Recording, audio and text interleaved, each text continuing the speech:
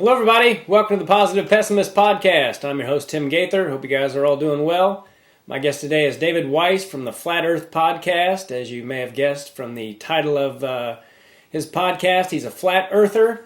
And I've never talked to one of these guys, and I'm really curious about what he has to say. So let's bring him in. What's going on, man? What is going on? Craziness is going on, man. World's insane.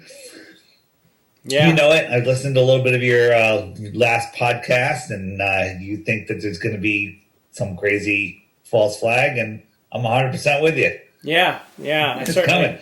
I don't know how that's staying on YouTube, though. You're going to get a strike for that video as soon as they find it. Yeah, we'll see, I guess. I don't know. Some people seem to get lucky when it comes to that kind of stuff. I don't know. Maybe because you're a comedian, they think you're joking. Maybe so, yeah. Well, thanks for taking the time to do this, dude. I'm looking forward to talking to you. Yeah, cool. Let's jump in, and I assume you believe we live on a spinning ball, right? Well, I mean, that's what I've always been taught. You know, I've never had the pleasure of talking to a flat earther, so I'm just curious about what you have to say about it. I'm not someone who is not okay with changing my mind. You know, my mind can be changed if I'm presented with facts that I. Well, Tim, today I'm going to present you with some stuff that you never thought about. Here's the thing: just by the way you're starting, you're already a flat earther. You don't know it yet. All right. Well, my first question is when and why did you start thinking the Earth was flat, and how long have you believed it? Yeah, so belief is the enemy of knowing. I always believed the Earth was a globe, just like everybody else. And I did a semi-comedy conspiracy podcast out of Stand Up Labs in New York City. Okay. Out of the Stand Up New York Comedy Club. And people started sending me like that in the third year. Hey, Dave, have you ever looked into flat Earth? And I just deleted those comments. I banned them from our social media if they kept asking me. It was the dumbest thing ever. And then I was forced to look. And when I looked, I realized, wow, the reason I didn't want to look before is because I thought flat Earth was a disk floating in space with other round planets, because that's what I was programmed to think. Okay. Or even other disk planets. None of that makes any sense. I also didn't know what the heliocentric model was. I mean, and which most people don't. Did you know that in the heliocentric model, we're spinning at 1,000 miles an hour, we're orbiting the sun at 66,600 miles an hour, funny number. We're chasing the sun at 500,000 miles an hour, and that's moving sideways between 1 and 2 million miles per hour. Okay. Does that make any sense to you? I mean, not really, just because I'm not I don't know a lot of scientist. Yeah, I don't know a lot about the all that. All I know is that what we've been taught is that we're on a ball that's spinning around the Earth, or that we're rotating the Earth, and that's all I really know. We're also told that the water at the equator bulges 14 miles high due to the spin. I always used to think that's the coolest thing ever. Makes sense, the centrifugal force, right? But you ever look at the Maldives Islands out on the equator in the Indian Ocean? They're literally islands that are like a foot above the water. Okay. Their tide is less than a foot, but they got a 14-mile high bulge, which is higher than Mount Everest. Okay? Okay. But meanwhile, this lake doesn't bulge or slosh at all. It just stays perfectly still. How is that even fathomable? But the answer is gravity. The Earth is so big, we don't notice. But none of that, you'll see, makes any sense. So what was your question? Well, I mean, that was my question. You pretty much already answered it. When did you start feeling this way, and why? Yes, that was like 6 years ago. So then another researcher that I trust very much said, Dave, you got to look into this flat Earth thing. And I was like, all right, what do you got? And I started, Mark Sargent, who's a prominent flat earther, he had put out a series of what he called Flat Earth Clues. And basically, he was just saying, look, this is strange. And he put out some short videos about strange things that don't make sense on the ball. And he figured that some scientists would come back and go, oh, Mr. Simpleton, this is how it's done. But no scientist has ever gotten back to us.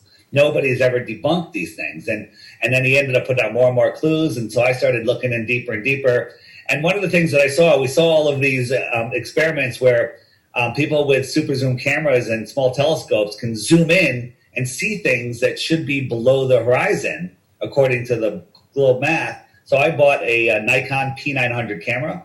I went to the beach, and I was like, okay, that buoy is 10 miles away. All right, 10 miles on the globe should be under 66 feet of curvature if you're a 6 foot tall person standing at the water's edge. But I'm sitting at the water's edge, so I'm a foot and a half, 2 feet off the water with my camera, and I can zoom in and see this entire buoy. But with the naked eye, it disappears. But with the super zoom camera, here's the buoy. The perspective is close up. I zoom in, and I can see it again because I'm increasing that space. If I look at clouds over my head, they're over my head, but that cloud deck 25 miles away where New York City is, I can see down Long Island Sound, those clouds look like they're touching the water, but I really know they're still in the air, at 5 or 10,000 feet, whatever they're at. So I started learning about perspective, and that kind of like, wow, that's how things go over the curve.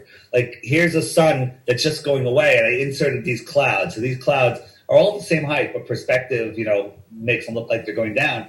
And it just goes beyond the cloud. So it looks like it's setting from the bottom up. When it resets, you'll see it'll set over this cloud. It's just going away. Like if this is the cloud deck and I move my hand away, it just sets, right? And so if I am standing at the water's edge looking at New York City at the clouds over there, and I actually pulled a string from my eye over to that cloud, I would see that line paralleling across the water, right? Okay. It would be just straight across the water to that cloud, which is at my eye level. But if you were standing under that cloud and can see that line, you would see a line coming from 10,000 feet sloping down to my eye. So you would see a completely different thing. So you would see a line from the cloud going down like this, right? So when the sun just goes beyond it like that, I see it go beyond it like this. Okay. Right? So here's a little experiment I did in my kitchen. So this is my flat earth kitchen and my flat earth counter. So this line here is level, and I'm just running this little miniature sun across the line, and I'm filming it from the same height of the line. And so, just imagine that being a giant circle, 24,000 miles around or even bigger, because that's the path that the sun takes over the flat earth. So I'm going to do this. I'm going to show you. I'm also filming from the other end from at the table level. And at the table level, this line looks like it's going down. And those things that went over end up eclipsing it from the bottom up. Right there. It kind of looks like a sunset. Yeah. Right? So in the distance, even Mount Everest will be at your eye level. And I'm going to compare this to a real sunset in a second. So this line is level. Right? If I showed you this first, I said, is this line level or is it sloped? You'd say it's sloped. Yeah. Here it is. Here's a real sunset. It's not going behind this horizon. It's going behind something else here. And what that is, I call that the atmospheric deck of opacity. As you look through the sky, especially down low, that the atmosphere just gets opaque. It just becomes opaque. And then the sun just goes beyond it. It's just going beyond it. Okay. Here's on a super clear day in the plains of Africa. The sun is super sped up. It didn't go down. It went away. It's just going away and circling around. And our eyes play tricks on us. Yeah. That's pretty cool, right? Yeah. It is pretty cool. If it's not spherical and in fact flat, why would they lie about it? See, another intelligent question. I just did a podcast with a bunch of Irish guys, and the number of Irish podcasts I've done where people they're the dumbest people on earth. All right, if you're Irish, I apologize, but you've got some dumb people in your country, man. That's going to come out in a couple days if they have the guts to put it out. I think that's a worldwide thing. Dumb people. Yeah, is it? I don't know. I've been having a slew of Irish podcasts that are just unbelievable. How I'm sorry. Dumb. Okay. Let me explain what the flat Earth is real quick, and then I'll explain. Then we'll jump into why the lie. The lie. That's the killer question. Okay. So we're not a disc in space. What are we? We're a pond. We're literally a pond. This is the world pond. This giant pond. You got all these islands that are continents. They're surrounded by water, but all of the water has to be in a container. It's surrounded by land. Antarctica is the highest land on Earth. Antarctica is not an island or a continent at the bottom of a ball. It's the shoreline around the world pond. It's not the end of a pizza. It's not the end of a pancake. It's you go to the edge of the water. I'm heading south. Oh, there's no shore. I climb out of my boat, and this is Antarctica. This is south. Every direction away from the center is south. So what's out here? Antarctica is likely bigger than all of the continents and all of the oceans combined. That's interesting, right? Yeah. So, large bodies of water at rest lay flat and level, and water doesn't curve. So, what's beyond Antarctica? Well, nothing. No one's allowed to go beyond 60 degrees south, which is this pink line approximately. All of this is off limits to everybody, any corporation, any person. No one can even question it until the year 2041, right? If you want to go to Antarctica, there's thousands of people that go every year. You can go. They'll take you for $10,000 or $30,000 to this little peninsula here, which is bigger than some countries, and they'll show you some penguins and some icebergs, and they'll bring you over here and they'll show you a pole, and they'll tell you it's a ceremonial South Pole. But it's a ceremonial South Pole because there is no South Pole. And there's no way to verify it because compasses don't work and GPS doesn't work. So how would you even know where you are in this whiteout, this is 1,000 miles, right here. Yeah. Right? And who knows what's out here? This could all be snow. It could be this. It could be other oceans with extra territory out there, extra terra, more territory, extraterrestrials. And there could be other suns out here. We don't know. This is speculation. But there's some stories out there that kind of support this. There's stories where all of the previous civilizations moved outwards with their sun and left the inner world, the Middle Earth, to us. And then one day maybe we'll be moving outwards. Who knows? I don't know. Okay. I don't know. So why the lie? So in the heliocentric model, you have to believe that nothing exploded and created everything, and then all of the matter, the solid stuff turned into perfect balls, and all of the gases coalesced into bigger balls, and they lit on fire, and they grabbed each other with gravity, leaving a vacuum in between, which is impossible. And then lightning struck and created an amoeba somehow, and it turned into a human, okay? So this is what you have to believe, that evolution and, we're lost, spinning out of control, flying through space, where we're powerless, and an asteroid could take us out. We're going to run out of, oil, dinosaur juice, I call it. Terrorists are going to take us out. The nuclear bombs are going to kill us. They want us living in fear in a godless or distant God universe where we have no power, when the truth is we are at the center of creation. We are in the center of a created world where we have free will, where no one has power over us. Right now, you probably where are you located? In California. So you've got some crazy restrictions there. I'm on the other coast. Yeah. But the restrictions are in your mind, or in the belief of the people. If everyone in California said, I don't believe in COVID rules, then there would be no COVID rules. So it wouldn't matter if there were, because nobody would pay attention. Yeah. So the authority is in your head. The worth of a dollar is worth as well as you can light it on fire and use it as kindling for a fire, right? It has no other value other than the believed value. Someone else will trade you something for it. Great. So that's the value. The authority of this world is a belief system. They want us believing that we're insignificant, we're powerless, that we don't have, that our minds aren't powerful creation tools. And they want us believing that we're lost in space, and that we need leaders, and we don't. So that's why. And that's why everything in this world is a lie. And this is the biggest lie of all. So the reason why is Dave, why are you talking about flat Earth with all the craziness in the world, with the upcoming false flags that I'm with you on? And the reason is because if we ever somehow get our freedom back, how long can we keep it when our mind is trapped in the matrix of the ball? Yeah. No, I'm down with that. If you've seen some of my podcasts, you know how I feel about 9/11. And ever since that, I realized that the official story of it is a gigantic lie. It'll make you question everything. So, what's funny? We did 150 podcasts. Episode 1 of Deep Inside the Rabbit Hole was called 9/11 is Dave's Baby. Yeah. And the producers had no idea what the show was even about. And by the time we were done, they were all standing in the back of the studio holding their heads like, what the hell just happened? Like, this is in New York City. They had no idea. They thought, 2 planes knocked down 7 buildings and, life is what it is. So I forgot where I was going with that, but I forgot where I was going. So it's okay. I interrupted you by saying that because once you realize that, then if they'll lie about that, the lies are endless, in my opinion. Kennedy and all that stuff. There's a reason that they have sat on the gosh dang it, what's the name of the people who decided that the Kennedy assassination went down the way they said it was? The Warren Commission. The Warren Commission, right? Yeah. So 9/11 was the thing that woke me up. I actually witnessed it. I'm here in Connecticut. And I have a clear shot across the water. It was a super clear day on 9/11. And I saw it with my own eyes. I had binoculars, but I didn't even need the binoculars. It was so clear that day. Wow.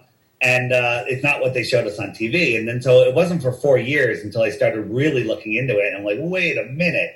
Because we had so many people in our town. I live in a Wall Street town. And half the people in this town worked on Wall Street. So it was too close for me to see the deception right away. It took me 4 years. And then, so 9/11, and then we had the Boston event and the Connecticut event, and I called that exposing the big three, because those 3 events are so clearly complete and total horseshit that I figured I'll wake people up to that, and then they'll be able to see the deception in the world. But the problem is, people would see it and they go right back to work. Then they just forget about it. Like, the administration, those people are going to be out soon, and then, someone else is going to take over. But when you wake somebody up to the flat earth, there's no turning back ever. You just realize, all right, this whole world is a lie. And then all of a sudden you can see. And I didn't talk about the flat earth for a while. I kept it in my pocket. I was just like, wait a minute, this is going to discredit everything I've done on the exposing the big three. Right. But then I realized this has to come out. And I find out that it's actually easier to wake people up to flat earth because the evidence is right there. And then once they wake up to that, they're like, holy crap, 9/11, Sandy, Boston. Oh my God, I see it all. The Florida event. Vegas. Yeah, Vegas. Without making this about 9/11, I just want to say this real quick. I remember when it happened, when the second tower got hit. I remember I was in my basement by myself, but I remember the screen on my TV blacking out for just a second, and it came back immediately. Just blacked out, came back. And I remember thinking, like, why would that happen?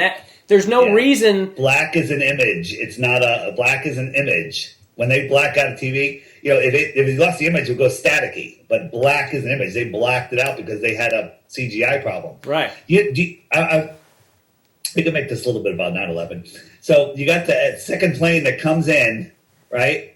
And where was I go? Oh yeah, the helicopter, Chopper 5 helicopter that filmed it. Do you know the story behind the guy that filmed it? Refresh me. Cy Symington. He's 5 miles away, and he reported that he's on site, but he's 5 miles away. The towers, 5 miles is a good distance. And he zooms in, and then all of a sudden the plane comes right into the picture, right? But the plane wasn't in the side shot the whole time, and it would have been there for an extended period of time. But the guy that filmed it wrote the software and teaches the course on how to insert CGI aircraft into a live video. Wow.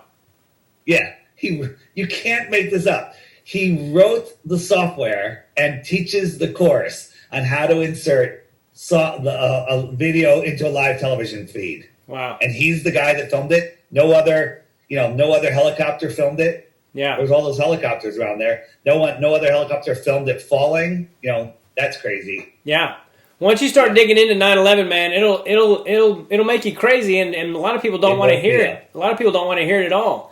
I know that's the other thing. Like in New York, I used to go on 9/11. I'd be in the city, and I would hand out information, and I'd ask people how many buildings fell. And New Yorkers alone, this was a few years ago since I've done it. 90% of them never even heard of Building 7. Yeah, I know, right? I ask people all the time after my shows because I talk about 9/11 a little bit, and if it's the right audience, it does really well. And most of the time, though, they just stare at me. It's a tough one to make jokes about. I get it. Yeah, and then afterwards, I ask people if they ask me about it. I ask them if they heard of Building 7, and almost all of them have not. They have no idea what the third tower is, and I'm like, don't you find it odd that the media wouldn't talk about the third tower that fell on the most famous terrorism day in history? Yeah. So going back to the flat Earth. Sure. If it's flat. Wouldn't you eventually fall off of it if you go far enough? So, I'm sure you got that question a lot. As we're talking, we can only go. We're not allowed to explore here. So we go to Antarctica. The land is 200 feet above the water surface, and nobody's allowed to go out here. Is there an edge, or is it an endless plain? Maybe there's dome over dome over dome, world after world. Maybe it goes on forever, like endless space. We don't know. But we're inside a dome. That's pretty clear. It's biblical. It's there's all sorts of evidence of it, and it makes a lot of sense. There was a rocket. When you watch a NASA rocket or a SpaceX rocket go up, it goes up, it curves out over the Bermuda Triangle, and it disappears. But there was these amateurs that launched this rocket. This is an uninterrupted feed looking down, and unlike NASA, cut. It's like a movie. You never see anything for more than a couple seconds. But this is a little sped up. And then all of a sudden at 73 miles, it made this kerplunk noise. Like it went into water, right? It went into a thicker medium. And it floated. It was floating kind of strangely. And then when it turned on its side, all of a sudden it could see the moon, right? And the moon, here it comes. The moon is right over here. Boom, this dot right here is the moon. Okay, we zoomed in on it. It was the moon. And we looked on time and date. That moon was over New Zealand at that time. Okay. So if I'm on top of a basketball as Arizona, that rocket is a fraction of a millimeter over the basketball, and New Zealand's on the bottom of the basketball. Okay. How the heck would I see the moon? Yeah. Well, Earth is flat. That's how I saw the moon. That's a good point. Do your friends and family, are they on board with how you think, or do they think you're crazy, or some of them, or how's that work? So my girlfriend, wife, partner, she's 100% on board. She gets it, loves it, and she's awoke, and we research together all the time, and she's awake to the COVID thing, so I couldn't be happier with that. My kids are awake but living their lives. They understand that the Earth is not a globe, but they just want to live their lives, and they're probably going to go get the V thing in their arm. But they make their own decisions. I wouldn't do it if you gave me $1 billion. And my sister and brother, we've never discussed it. Oh, really? Yeah, they're fast asleep. My sister lives right next to that famous town in Connecticut. Therefore, everything that happened there was real. Yeah. So if you can't see that, if you can't see New York, if you can't see the spraying of our skies, then it's okay. That's their journey. I don't, it's like, I really don't, we haven't talked in a while because I don't want to fight. Yeah. So you've talked about it a little bit and it turned into an argument, or? No, we never even discussed flat Earth. I have a coffee table book that I made with all these memes of flat Earth stuff in it.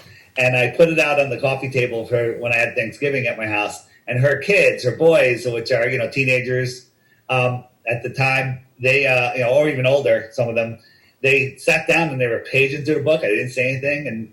And then later I said, after dinner, they did it again. And I answered a few questions for them. And then when they left, I said, what'd you think of the book? They go, I guess I'm a flat earther.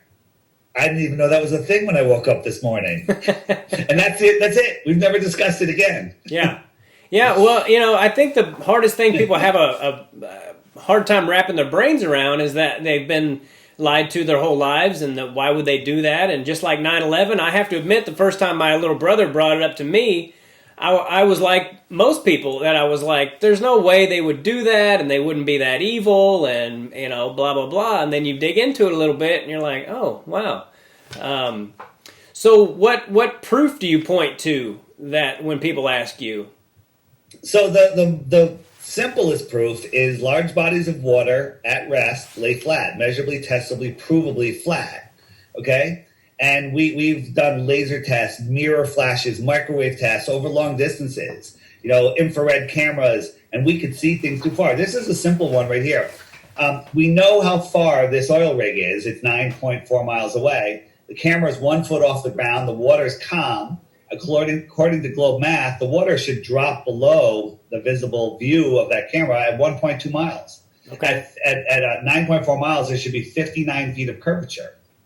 But not only can we see the water here, we can see it for tens of miles beyond it. And in the video that this is taken from, we can see land way, way, way out there. It should be hundreds of feet below the curvature.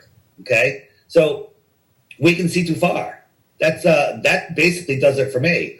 This is another one. This is a famous spot in Aluja, France. It's up on the side of a mountain, and you watch out here, and Canigou Mountain is out here 175 miles away. According to globe math, viewer height, the height, whatever this is, that distance, the top of Mount Canigou, the highest peak, should be a mile below a physical curve if this was a physical curve. But this is not a physical curve. This is just perspective bringing the sky and the ground together.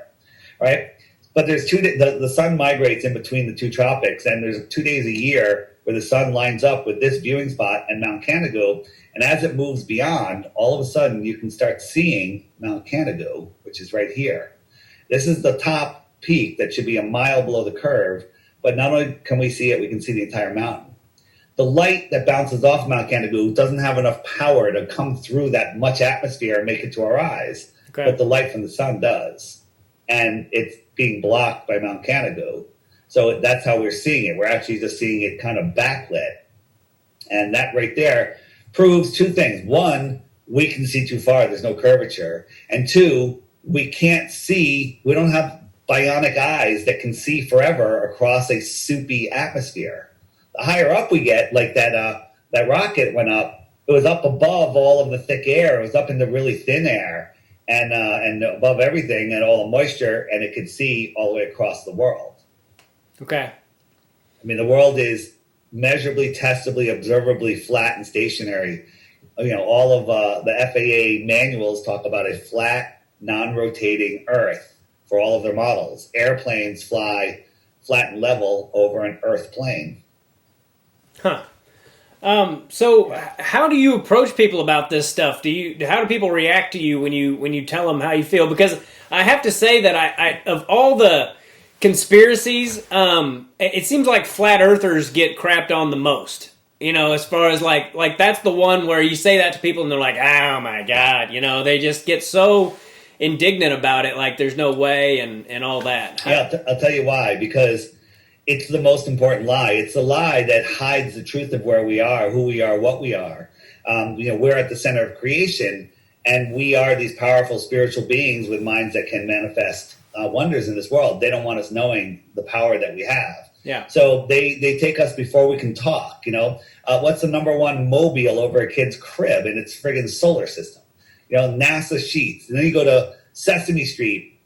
There's astronauts on there, the yip yaps talking about the sun, the moon, and the Mars. And then they go to school, there's a globe in the front of the class. And the first worksheets they're bringing home are, the moon goes around the earth and the earth goes around the sun. They're indoctrinating. Every movie, every television show, it's globes, because once you have that as the foundation of your world belief, then they teach kids about dinosaurs and how did the dinosaurs die, and an asteroid hit and blew them up. So what does that do to a kid's psyche? An asteroid could come and hit and blow us up. So his foundation of his world view is fear, and that we're spinning out of control, lost in space, and that evolution, you don't know what's going to come next because it only comes by deformities. None of that's true. Think about the human eye. It's amazing what the human eye does. How did that happen from a bunch of deformities? How did an amoeba create the human eye? Huh. Yeah, it's pretty fascinating. Maybe I should save this question for later on, but I wanted to know what other things do you believe that most people do not? Whew. I believe that we are free, sovereign beings and that nobody has authority over us. All the people I hang out with, they all believe the same. So I don't really hang out with people that aren't awake anymore. It's too painful. Yeah. But I don't, that's their journey. Everyone's here having their journey. Some people are not meant to wake up. My sister, my brother, they're not meant to wake up. It's not my job to do it. And that's fine. I enjoy being awake. When you first find out that your entire worldview is a lie, it's kind of devastating. It's really hard, because then you have to realize your teachers are lying, NASA's lying, governments are lying. Were your parents lying? No, they were fooled too. Your teachers may not have been lying, because your teachers are the ones that memorize and regurgitate the information the best, and they become teachers. Yeah. They believe it. Yeah, they believe what they're teaching. Yeah, that's what I have to tell people all the time. Sorry to interrupt you. That's what I tell people all the time is that. Dang it made me lose track of what I was going to say. You don't have to. Everyone doesn't have to be in on the lie. They just keep perpetuating. They just keep, like you tell a lie at the top and it just goes down. Like all the people that knew about didn't know about 9/11, but the people reporting on it. A lot of them probably weren't lying to you. They just were telling you what their bosses told you to tell them, kind of a thing. Yeah. So and a lot of them were lying, but yes, you're absolutely right. Yeah, because that's what that's the argument I get a lot. Like there would have to be so many people in on the lie. It's too big of a lie. There's too many people, right? But people are so easily fooled, and they say 50,000 people work at NASA. I think 500 people work at NASA, maybe less, and maybe half of them have no idea, right, what's going on. So it's all compartmentalized. People, when they did the Saturn V rocket to the moon, NASA, farmed out. They needed all the parts made from all the other companies. So instead of picking 5 or 10 or 20 or 30 or 50 or 100 companies to get the stuff from, they sent it out to 100,000 companies. Get one part from 100,000 different companies. That way everyone can say, my uncle, my grandfather, they all worked on the moon, they all worked on the Saturn V rocket. Are you calling them liars? No, they built things. They make satellites. Well, a lot of people make satellites, but guess what? Satellites are balloons. NASA owns all of the helium companies in the world and uses the most helium than anyone else. Huh. Right?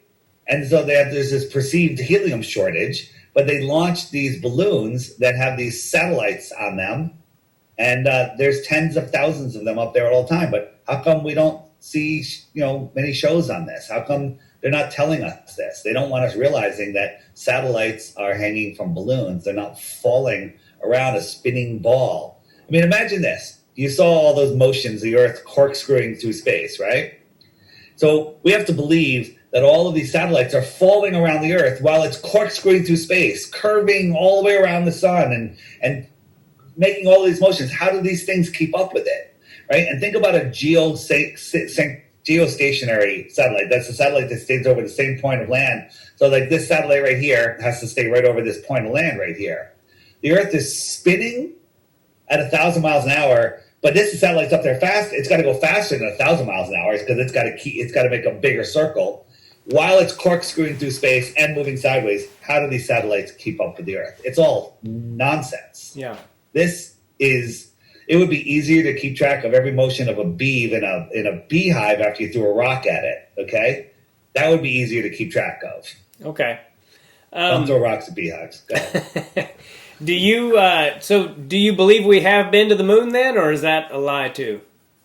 I learned that the Earth was flat before I realized that the whole moon landing is fake, right? So, on the moon, here's a shot of them pounding a post into the ground, and then he drops the hammer. He's hanging from wires to make it look like it's like gravity, but look, he can't even get down to get the hammer. He's trying to figure out how to get down, right? They do their training for the spacewalks in an underwater pool. Okay, that's weird, right? But they say that's where they do it, and they also train on what's called the Argos system, where they have these cables, this way to maneuver around. So they train in this warehouse. This is how they train with this whole system. But here's a spacewalk. It's exactly what's going on, and sometimes we can see the wires. The wires show up, right? all of this is nonsense. It's complete and utter nonsense. You catch NASA lying once, then you can unwind it all the way to we didn't go to the moon. You know, when they do the space station walks, they're always the talks. They're always showing something, flipping things around, flipping the microphone around, right? So these guys are flipping the microphone around. They're flipping the hat around, and then way in the background, this guy goes floating by. So I zoomed in. He was really small in the background. I zoomed in, and you can see his harness and the wires. Huh. He's hanging from wires with a harness. We didn't go to the moon. Huh. Okay? Well, and why wouldn't that hammer float away when he dropped it? Oh, there's times where the guys were manipulating something and they dropped it and he catches it. You ever drop something and catch it? Of course. And why did it fall when they dropped it? One time a guy was taking a screw out of the wall and he dropped it and you hear it fall and hit the floor and then he's looking for it. Why did it fall? In the space station. That's why they screw up on these live feeds all the time. That's why they don't do too many live ones. Sometimes at the end of a live feed, this happened. Now everyone says, well, that's compression. Anything that was floating turned into this. Huh. Anything that was solid did not turn into that. And then they quickly cut away. There's so many. Here's one. This guy goes around the corner and watch his elbow. It becomes transparent. You can see right through it. So watch this thing on the wall here. I'll zoom in. And you can see it. This is obviously a CGI production. Not CGI or whatever. They faded him in. Wow. Yeah. Good. One more time. Because there is no right-hand turn on a zero-G plane. You know what a zero-G plane is, right? I don't.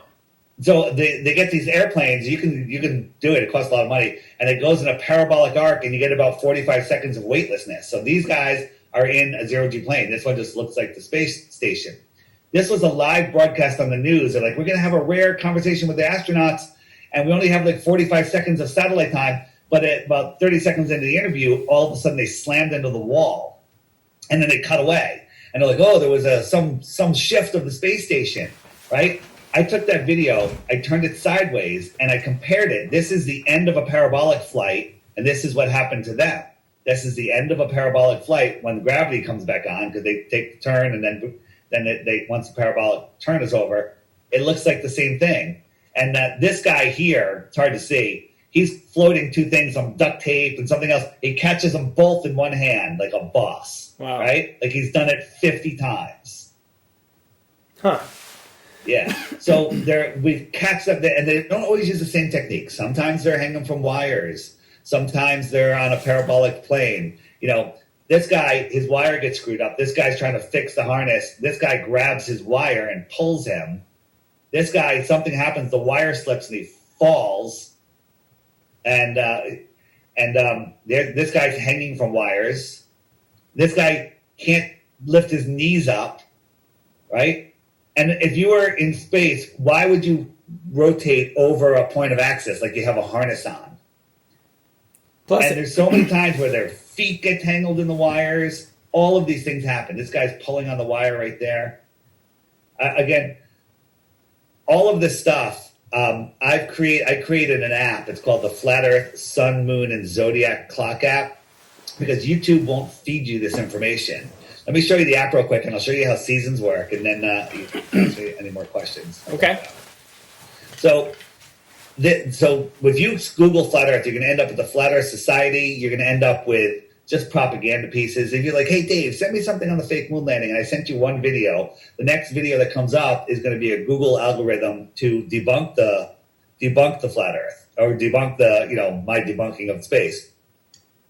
The sky's a clock, right? The sun goes around once every 24 hours. It laps the moon once every 28 days. So the sun keeps track of the hours and the days.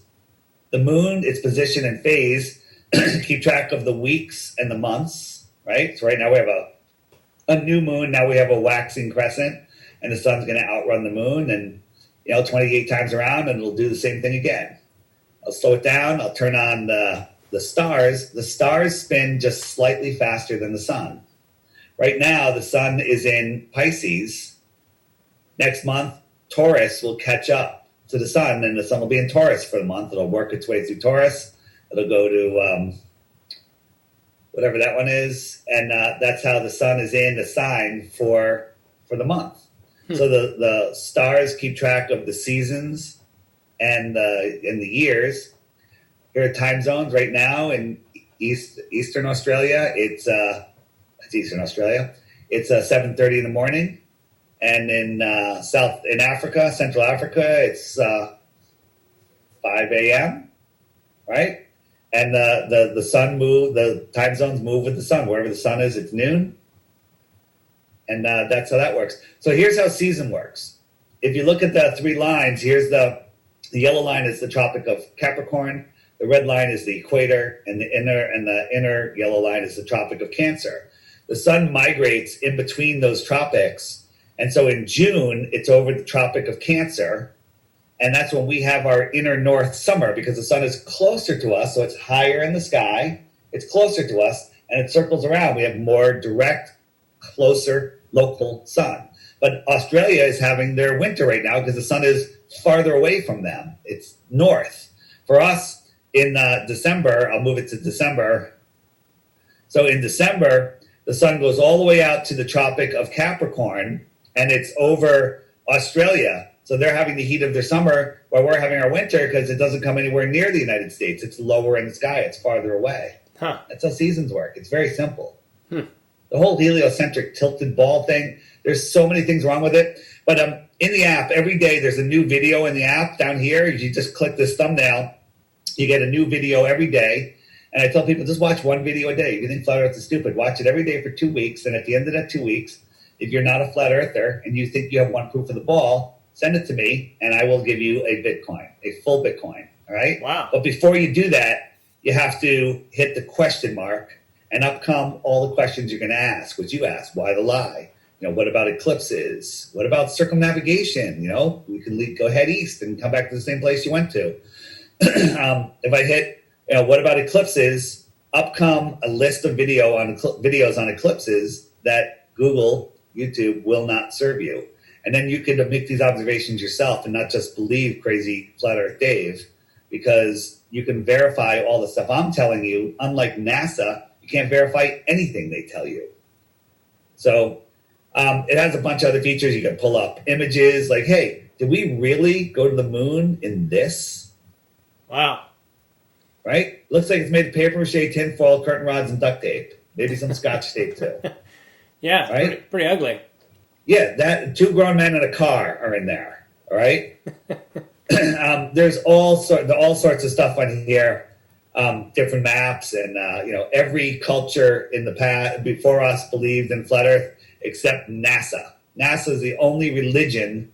NASA is a religion that has the heliocentric model. The whole thing about we've known for 500 years that the Earth is a globe. That's not true. It's a lie. Huh. All of our history is a lie.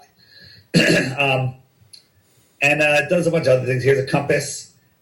East and west are circles around the magnetic north. South is every direction away from north. And on a ball Earth, you should be able to go from Santiago, Chile, right? You should be able to go from Santiago, Chile to Australia. That's the quickest route. If you don't want to go over Antarctica because it's too dangerous, you just go around here, right? That would be the shortest, fastest, most direct route. But the real route they go is all the way up to the north, all the way across, all the way back down. And remember, you have to cross over a 14-mile high bulge of centrifugal force water, which means that you have to go 3 times your actual cruising altitude just to skim over this hump, right? Because it's 3 miles high, it's 15 miles high, when we only cruise at 5 miles high. And if you want to go to the other side of Australia, you got to go all the way up, all the way across to Europe and Dubai and down. But if you look at that on a flat Earth map, you go all straight line up across America, Europe, Dubai, and Australia. Airplanes fly straight and level over an Earth plane. Wow. Yeah. So there's more. I bet. So when you say that they don't allow you to explore beyond, what is it, Antarctica, is that what you said? Oops. Yep. What reason do they give for not being able to? So there's 2 reasons. One is they say we must protect the ice and the penguins. It's the only undisturbed place on Earth. And We won't be able to figure out our origins if someone drops a cigarette butt down there. But go ahead, deforest the Amazon. That's fine. That's fine. Cut out down the whole Amazon. Burn fossil fuels, whatever. Which is also another hoax. And the other one is the Russians might sneak under the earth and come up and attack us. Okay? All nonsense. It's all fear-based nonsense. Russia, how many people died during the Cold War? Zero. Yeah. Because it's all fake. It's all just to build up the military-industrial complex and to keep us in fear. Because we're in fear, we don't gain our true power. We don't use our true power. Yeah. Right? Yeah, which is the ability God gave us to question all that stuff. And it's right. Believe no man. Question everything. Right? It's and the thing is, they've convinced us with nonsense. There's nothing.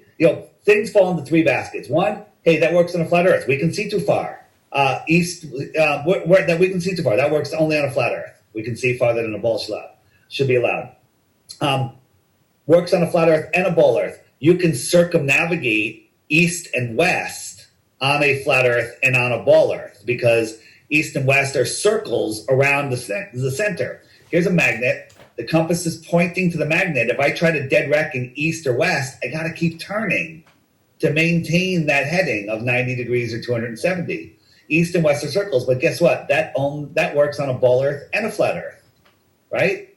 If you were on a ball Earth 1 mile from the North Pole and you're pointing at the North Pole and you want to head east 90 degrees, you have to keep pointing at the North Pole. So you got to walk in a circle, and 3.14 miles later, you're back to where you started from. You circumnavigated heading 90 degrees.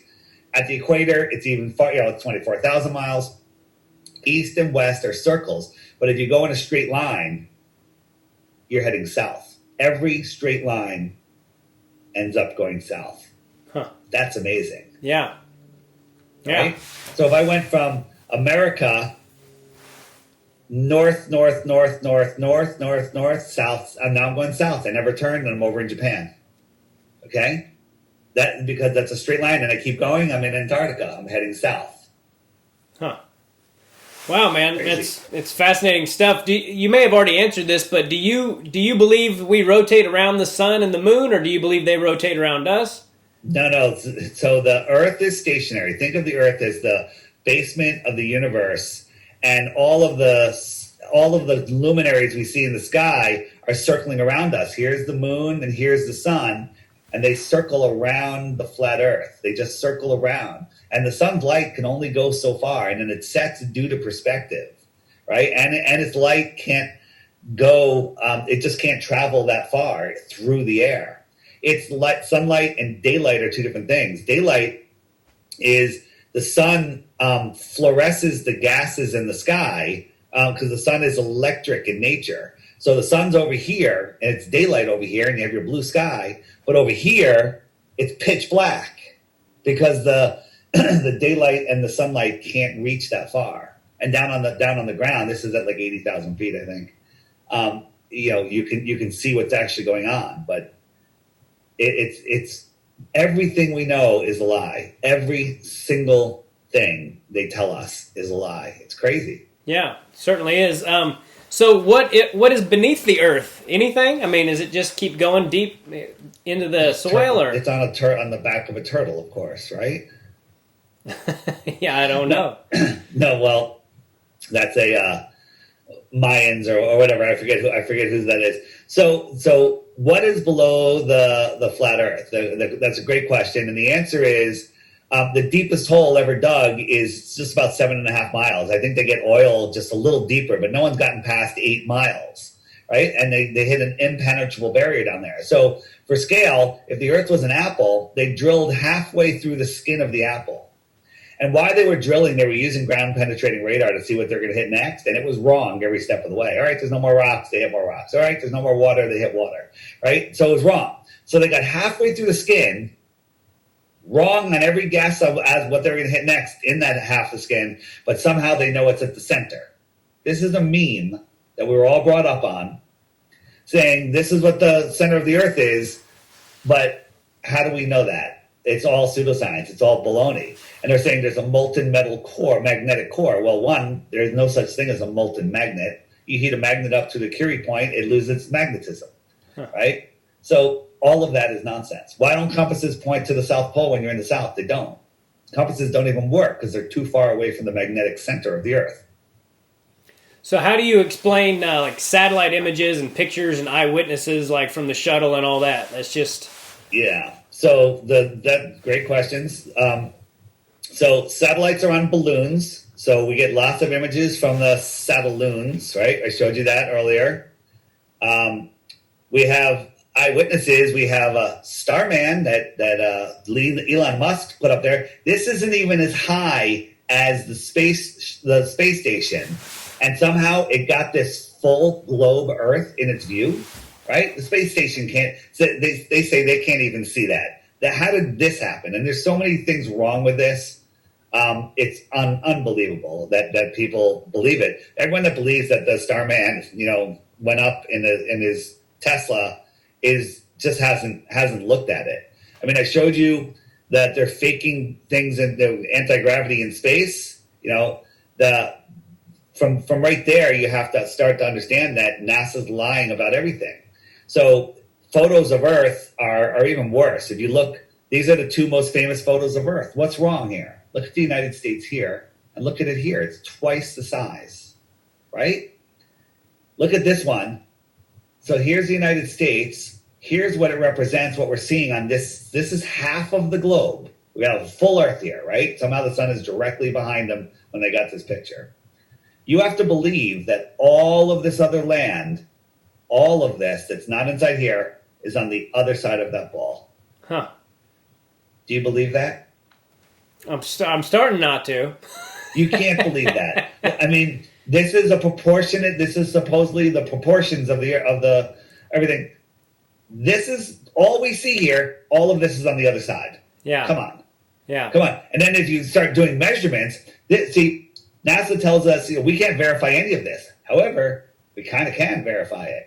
We can drive across Mexico. We can take a boat that goes 20 miles an hour across the bay here, and we can drive across Baja, and we can accurately, scientifically prove that that's 934 miles, right? You could do that. Like if I gave you, time and a car and GPS, not even GPS, just, you can do this and scientifically prove it's 934 miles. Okay. So they tell us the Earth is 7,917 miles in diameter. We have no way to verify that. Yeah. Well, we can say, all right, we need 8.5 of these segments would equal that. 8.5 of those segments doesn't even fit on this page. Wow. Right? So we have a couple options here. A, this is a painting. B, the world is tiny and all of those other continents don't exist. Or that's it, A and B. Yeah. Or NASA's lying, or the Earth is, whatever. NASA's lying. This is a friggin' painting. I mean, NASA's, people. What about videos? Well, here is a video. This is NASA took a time lapse of Jupiter, this gassy planet. Right? You got all these clouds spinning in different directions. See these clouds are changing with just over a couple of hours, or maybe this is a couple of days. This storm is bigger than Earth, right? Turning, and look at this is all gases, right? So do you think you can go out today, take a picture of the clouds, and then 2 years later go out and take the exact same picture of the clouds? No. Of course not. Of course not, right? So if we look at the two famous, there's only one famous picture of Jupiter. This one was done in 2014. This is the one that everyone's seen. This is what we see. And then 2.5 years later, they took this picture and they say they got a picture of the northern lights, which proves that there's a magnetic core in Jupiter. But if you look, every single cloud is the same. Every single cloud is exactly the same. Exactly. I overlaid them. I turned the contrast up and the transparency up and down. Same picture. Bullshit. The only answer that the NASA fanboys give you is they took a picture of the aurora, but then they just put it on top of this picture just so you can see it better. All right, next. Next, please. And then they're also mocking us. This is a picture of Pluto that they took. Just Google latest picture of Pluto from NASA. There seems to be a desert that's kind of shaped like Pluto. Wow. The dog. Huh. Yeah, that's Right? crazy. That could just be my imagination, though, right? No, I can see it. Right? And they're also mocking us. This is Space Force. Kind of looks like Starfleet Command. Yeah. Right? Predictive programming. Here's one. Arthur C. Clarke came up with a novel about satellites, right? And then a few years later, we had satellites. And everyone's like, yeah, satellites make sense. It's because you were predictably programmed. Here's one. This is Werner von Braun, the Nazi scientist that was brought over here to run NASA in the 1950s, or whenever he came over. But in the 1950s, he wrote Project Mars. And it's a story about a bunch of humans that went to Mars to start a colony. Guess what the name of that leader of the colony was? The guy that ran the colony. Want to guess? I have no idea. Elon. Oh, wow. What are the odds of that? And this is the rocket Elon plans on taking people to Mars in. And you know what Elon said a couple weeks ago? I want to redesign it. I want to make the top pointier. Oh, wow. Wow. And the NASA fanboys say, well, he just said that because he saw the book and he thought it was cool. You can just make up stuff all day long, right? So it's unreal. This is the stars that we see, and on the moon we see no stars. Right? So, what's up with that? So the whole thing about going to Mars, you think that's impossible and that's never going to happen? And well, Mars is not a planet. Mars is an energetic light within our sky. Okay. This is Mars right here through a super zoom camera. It's not a ball. It's not physical. All of the things that we see in the sky are energetic in nature. This is a star, Arcturus, right? Zoomed in. That's not a burning ball billions of miles away, trillions of miles away. But with that said, Tim, I have to get ready to go. So let me tell people where they can find more information. The Flat Earth, Sun, Moon, and Zodiac Clock app. It's $3. I'm not here to sell you an app. I'm here to show you a way to save time and find information. You can spend 500 hours on the internet searching Flat Earth. If you have the endurance to get through, you'll probably find 5 hours worth of good content. 5 hours of effort on the app will give you 5 hours of good content. And so the 495 hours that you saved, I think, is worth the $3. Yeah. And it's available on Android, and you have to have 8.0 operating system. On Apple, you have to have an iPhone 6 or better. My podcast, Facebook page, and website is The Flat Earth Podcast. And my YouTube channel is the initials for Deep Inside the Rabbit Hole, just DITRH. Short videos there, 2 minutes, 3 minutes, 5 minutes. Okay. And just start there, and you'll see. Well, I'm sorry that you have to go. I've got a couple more questions. You don't have time for one more, do you? Yeah, hit me one more. I'll be a minute late. And then if you want to do part two, after the trolls beat you up in the comments, let's do part two. Okay. What about gravity? Where does it come from if not from a spinning Earth?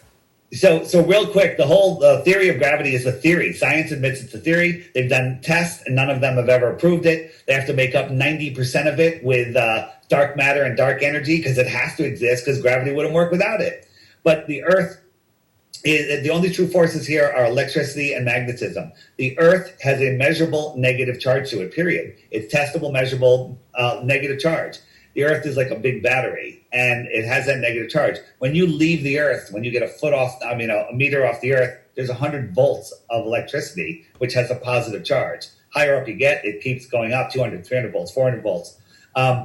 So when you're in the air off the Earth, you have a positive charge to you. That negative charge has a weak downward force. It's just a very weak, hey, down's this way, then buoyancy and density sort everything else out. If I dropped a beach ball and a rock over a pool, they both go down because they're heavier than the air. The beach ball would sit on top of the water and the rock would go to the bottom because of buoyancy and density. But they know down's down. Down's down for me. Down's down for Australia. Down's not up for Australia. Down is down. Down is down for everybody. Forward and backwards, left and right are relative to the way we're facing.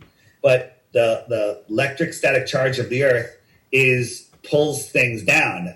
And we can prove this. This is not a theory, because we can take things and give them an electric charge, a static charge, which will negate the gravity. So I'm trying to find one quick video for you. There's this triangle. If you ever see those tinfoil triangles where they crank them up with a negative charge and where did it go? It negates the negative charge of the Earth and they float up in the air. If you just look up on YouTube, anti-gravity, wow, it's gone. Oh, here it is. So they put a negative charge in it and it floats. So is it defying gravity or is it defying some sort of electrical charge? Huh. Wow, man. It's fascinating stuff. I wish I had more time to talk to you because I've got more. Let's do part two. Let's let this roll a little bit and schedule a part two and come up with a list of questions and we'll go next round. You can set up anytime you want. You've got my join link. Yeah. So thanks, and we'll talk soon, man. All right. Thank you, Dave. Have a good day, buddy. Right, send me a link when this is up, and I'll share it. Thanks. I will. Thank you, man. Take care. All right. Bye-bye. Bye-bye. All right, everybody. David Weiss, Flat Earth Podcast. Really fascinating stuff. I had some more questions I didn't get to, but hope you guys enjoyed that. I don't know that I'm a flat earther necessarily at this point, just because there's a lot of stuff I flat out don't understand. Science has never been my forte. So there's a lot. I will have to rewatch this podcast, and my father-in-law is really into space and the planets and that kind of thing. So I'll have to have him watch this and tell me what he thinks. But fascinating stuff, and I have learned that a lot of what we're told in this world is a lie. So I'm not ruling it out, and I hope you guys enjoyed it. And make sure you subscribe to the channel and leave positive comments. There's no reason to be a jerk about any of this stuff. If anything, open your mind to the possibility. And makeithappen.com, M-A-C-A-N, ithappen.com. Help out little Bo Macon and his family. Subscribe to my channel. And all my social media links are on timgaithercomedy.com. And I believe that's it. God bless all of you. Thanks so much for tuning in. Take care. Bye. Do us both a favor and click on that subscribe button.